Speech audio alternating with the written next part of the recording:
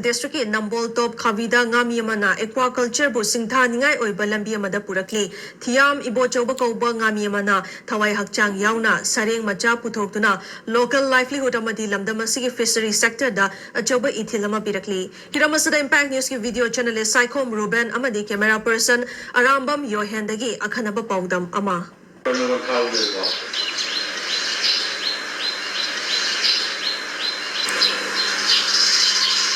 Impal West District ki Nambol top Khabida leiba thiam ibo chawbagi ngagi farm asida sareng masabu artificial induced breeding tawduna mayam amagi puning chingchalli hanadi sareng macha asi phaduna breeding tawbului haina khanaramba adu artificial breeding tawbuda nthijana handling tawba amadi scientific technique sizinaduna yamna laina thokle thiam ibo chawbuna phongdorakpada sareng hairiba nga makal asi aikhoigi lining laison ga tatna thanaba yaraba nga makal amo oibana muthi gadoroba nga makal asi lamdam asida marang kaina phanghananabagi pandamda sarengbu induced breeding tawduna spawn fingerling amadi sareng mapi puthopagi wakalon phaurukhibani mahana puthoriba sareng masasing asi lamdam asigi ngagi farmer singna laklaga leiduna masa masagi farmda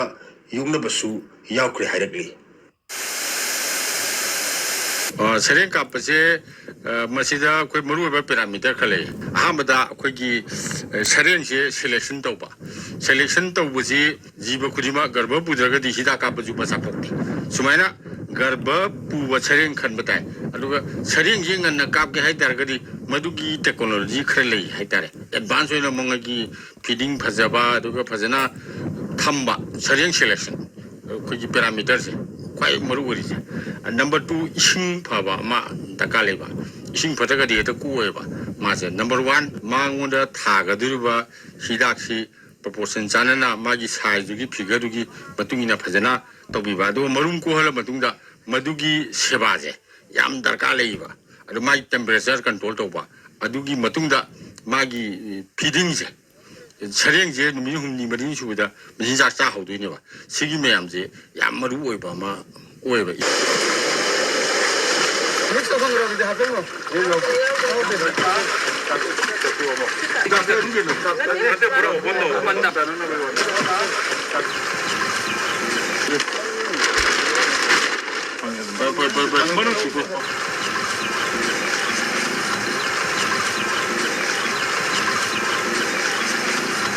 Amaromda mahaki farm asida sareng khakta natana grass carp, silver carp, common carp, ukabi, tunghanbi amadi ngakrana singba nga makhal kaya amasu yokli mahaki farm asida miyoi tararom thabak piduna senthok labi amasu piri haina mahakna makha tarakli matam gi lakpa kumai haro matam dasu mahaki farm asidagi nga phaduna miyamda panghanba ngamli sareng haiba nga makal asi ahingba nga macha chabana makhoigi madinjak oigadoriba nga macha sing asisu tangai phadana breeding tawba mathau tai hainasu mahakna makha tarakli sareng tawbuse phajana tawragadi yamna kanaba poramani haibidi sareng je manipurdi yamna dimalai ri yam tangba puthopong dabagi awabaju leibanina koi sponsor ga sui ma yam tangi haitare sumaira masa koi april ngan ka phise mapan da bawda ji sareng ji khutha di thara mani ne khale adu ju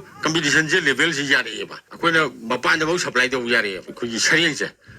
mapan da supply do yara ga di koi mapan gi sareng chin bi bi sinau sing gi awaba difficulty do ko halle haitare adu masi mathang jahi da ju shiri khatang hena nganna kapang boy jage hena kogi manipurgi farmersing isinau sarengbu nungsiba isinau nijo ai mangoni jari aduga mayam da soi mangon bijari nganna butokpa ngboy jage aduga khoji mipan dangdaba khoidigi hena mapanda sarengje puthoga piba ngamnaba honasi quality leiraba ngagi set demand hengala pagaloina na ngasigi thiam ibo chobagi mai papagi wari sina manipurgi hawgalakliba ngagi farmer kayagi inspiration oiri impact news ke camera person Arambam Yohenga Paramjani ba Saikhom Ruben Top Khabi